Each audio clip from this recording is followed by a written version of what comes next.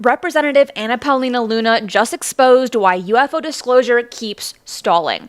In her Joe Rogan interview, she revealed that key witnesses keep getting skiff flu, mysteriously canceling classified briefings at the last minute. And now, Elizondo is publicly calling her out with receipts.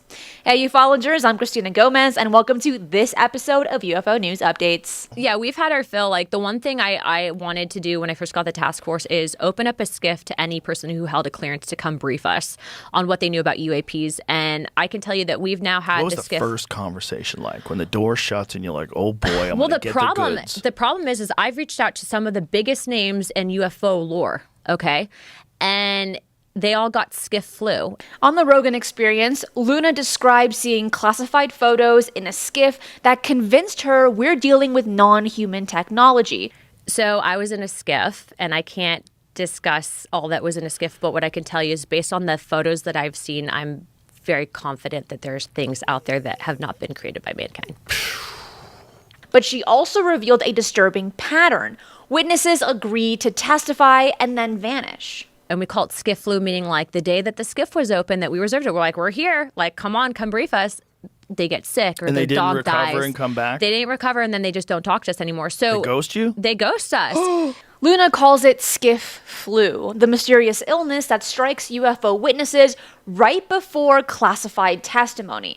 But Elizondo isn't buying it. The former Pentagon UAP program head went public, posting, "After several visits to DC at the request of members of Congress at my own expense, we were given cancellations at the last minute. After coming back home again, I made it clear the last time that I had a pre-existing commitment. I was given 3 days notice and no guarantees while having committed to speak in Oregon publicly available. Luna knows the truth and we have the emails to prove it. I will chalk this up to her not being informed by her staff and an innocent mistake, I hope.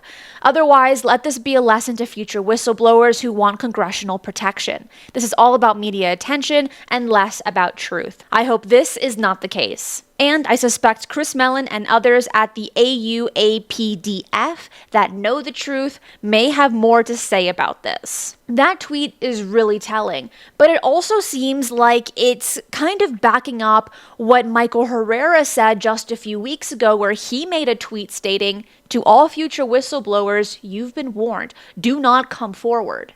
I'm going to be very blunt.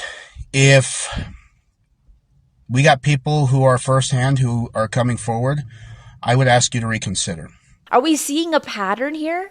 And then an email shows a different story. The April skiff briefing with Elizondo, David Grush, and Chris Mellon was postponed to May 12th due to congressional schedule conflicts. Luna told Ask a Poll in March that the April briefing was confirmed, featuring Grush, Elizondo, and Mellon, but the email trail suggests coordination problems, and some witnesses cite safety concerns. Others, like Elizondo, blame poor congressional coordination, and Luna admits witnesses fear for their physical safety, not just career consequences. That is one of the biggest things that we've had people bring up, is that you're a whistleblower, but whistleblower protections only go so far, and you can't do anything for my physical safety. And some of them do allege that there's these actual physical concerns. We actually had someone that we wanted to bring in to testify because our next hearing on UAP is going to be, I believe it's next month. And the individual that was actually told to us by David Grush is actually a former combat controller. And so my husband, Air Force Special Operator, combat control. But so we knew the guy via some friends. So we knew that the guy wasn't nuts or crazy, and reached out to him, and he did not want to come in. He wanted nothing to do with it, was like, I'm not touching this. And so, that stuff like that happens. Well, also, you put those folks on TV, right? We don't have to. We can do private, but if we testify. If it comes time where they have to testify, yeah. And there's a lot of time in between people finding out that this guy came and told you guys what's up to testify. Don't freak out our witnesses, Joe. But that's the problem. This is why no one's going to testify. David Grush received death threats before his public testimony, and other witnesses describe intimidation campaigns designed to keep them silent. Do you have any personal knowledge of people who have been harmed or injured in efforts to cover up or conceal these extraterrestrial technology? Yes. Personally. Have anyone been murdered that you know of? or have heard of, I guess? I have to be careful asking that question. I directed people with that knowledge to the appropriate authorities. Maybe in a, if we could get in a confidential area, SCIF, we could talk about that. But unfortunately, we were denied access to the SCIF, and that's very unfortunate in this scenario. I just want everyone to note that he's coming forward in fear of his life. To put in perspective, if they were really not scared about this information coming out, why would someone be intimidated like that? Is this a coordination problem or active suppression? What would keep you from testifying about the biggest story in human history? Because a lot of these individuals, their life is completely upset. They lose their benefits, they lose their pension, their health care benefits, and they lose their job. And we don't want to make patriots who take the bold step to have to sound the truth to the American people to have to suffer like that.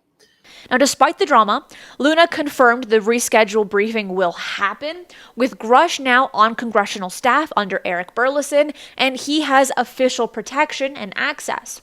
The SCIF testimony could include crash retrieval details, names of contractors with non-human technology, specific locations of stored materials, and witness testimony from inside programs. At least that's the goal that Luna and Burleson want and have publicly spoken out about. This hearing that we're going to do is going to get us a little bit closer, because we're seeking and trying to get people in that hearing that are firsthand witnesses, people that have had encounters, that have had their hands on material, that in their official capacity working for the federal government. Now, with all of this, Elizondo's public frustration suggests the witnesses are ready to talk if Congress can get their act together. It seems crazy that people have access to information that shows that there's something outside of us that is more intelligent, at least more capable than we are, and they hide it from everybody else. Will the next hearing actually happen, or will SCIF flu strike again? Let me know your thoughts in the comments below. I'm Cristina Gomez, and that is it for today. I will see you next time. Be safe, and remember, keep your eyes on the skies.